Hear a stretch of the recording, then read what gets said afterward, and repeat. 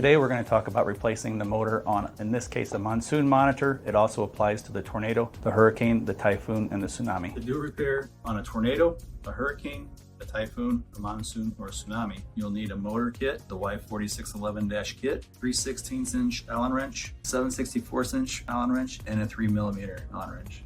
So before working on the monitor, you always want to make sure power is off. Once you've confirmed power is off by the power LED being off, we're going to go ahead and remove the lid. We're going to use our 3mm Allen wrench to do that. For older monitors, it may require a Phillips screwdriver to remove. Once you get the 4 screws loosened up, ready to remove, carefully remove the lid. You'll notice there's a ribbon cable that goes from the front membrane to the communication board. Simply pull the tabs on the bottom and the top of that, and it'll pull right out, and set that aside. So at this point, you can see your communication board, your nozzle board, your horizontal board, and your vertical board. In this example, we're going to be working with a vertical motor. Another quick, easy way to kill power if you don't have access to the master is your incoming power. Pinch and pull. That'll kill power at the monitor.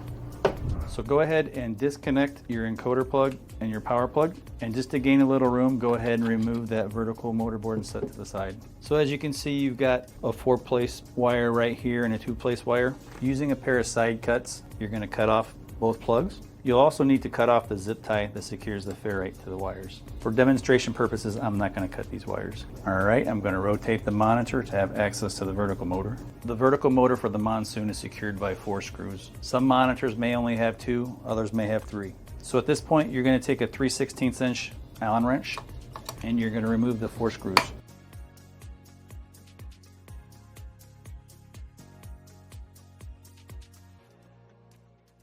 Before we completely remove the motor, what we're going to want to do is loosen up this back cap, which will give us access to the motor. It simply unthreads. You don't have to take it all the way off, just get it started, and then continue to remove the remaining bolts.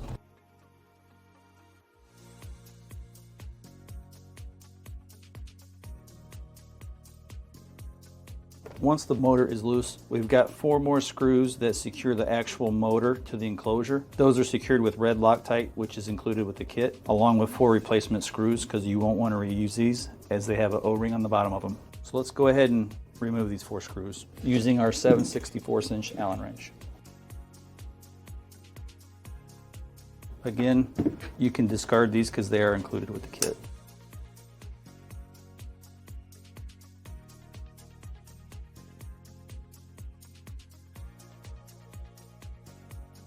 At this point, go ahead and remove the cap the rest of the way and set aside. One thing you'll want to note is the orientation of your wires.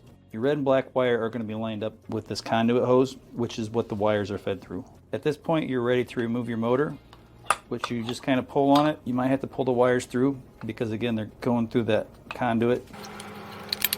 Again, this is for demonstration purposes. At this time, we're not going to replace it. So once your motor has been removed, this is what the new motor looks like.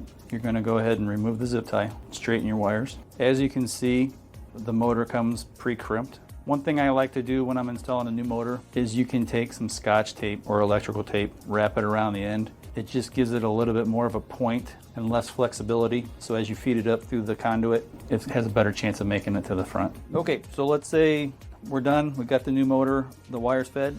So we're going to basically reverse the process. You're going to line your motor up. Again, your red and black, think of it as lining up with the conduit. On the opposite side, you're going to see the through holes. So you just rotate the motor until the holes line up. Using your new screws and a dab of red Loctite, you're going to secure the motor back in place. It's easy if you put one in to start, then go ahead and work around the other 3.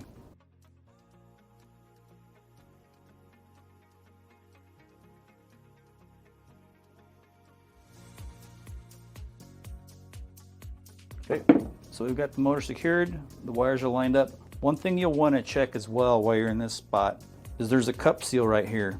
Check to make sure that there's no tears or any dirt or debris that could cause water to leak into the motor and cause it to corrode. If there is, go ahead and replace that cup seal. If everything looks good, you can always apply a fresh coat of grease. At this point, you're ready to put the cap on. Before you do, again, check to make sure that the O-ring is in place and there's no debris. You can always clean it and re-grease it as well. If there is damage, make sure you replace it. So go ahead and start to thread your cap on.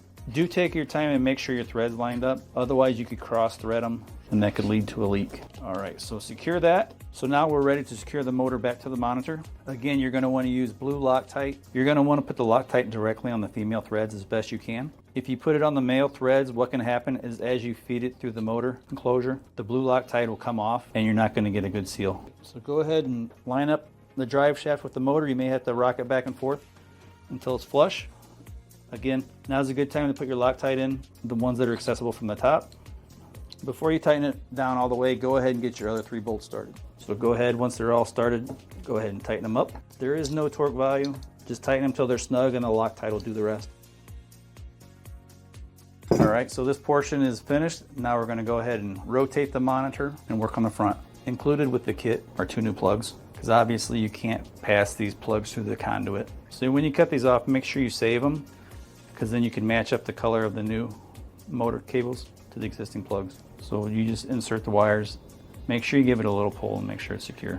All right, so now we've got our plugs in. Push your ferrite to the back, install a new zip tie because you don't want the ferrite banging around. And then once that's done, you're ready to install your motor board. And plug your cables back in. Make sure the wires are tucked in nicely. While you're in here, it doesn't hurt to go ahead and pull on the wires on these other ones. Don't pull real hard, you just want to make sure that they're all secure. On your communication connector, go ahead and pull it out and pivot it away from the board. Install the ribbon cable by simply pushing towards the back of the box, pivoting that over and pushing the connector back. So you want to make sure it's a nice flush fit and it's not at an angle. Go ahead and make sure the ribbon cable is not pinched on any parts of the box. And now you're ready to tighten it back up. Again, when tightening things down, just do a crisscross pattern and don't fully secure until they've all been tightened down a little bit. At this point, go ahead and put power back to the monitor and test the vertical function and make sure everything's working properly. So in this case, we did the vertical, rotating the monitor. Horizontal motor is the exact same kit, same process. The only thing you're going to want to pay attention to is the wires in the encoder plug and the power plug, just to make sure they're not different, as they do vary from motor to motor.